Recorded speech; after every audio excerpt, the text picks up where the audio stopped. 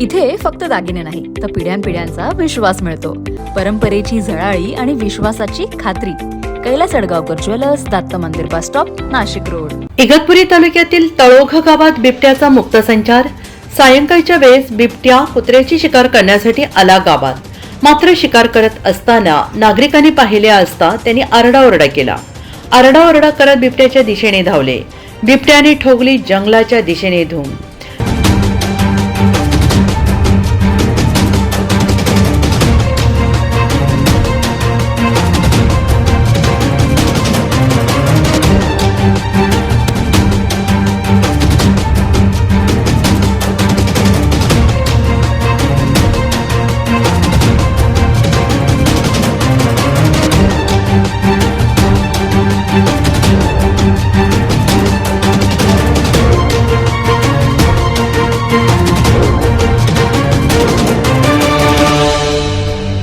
घटना सीसीटीव्ही कॅमेऱ्यामध्ये कैद. पिंजरा लावून बिबट्याचा बंदोबस्त करण्याची मागणी.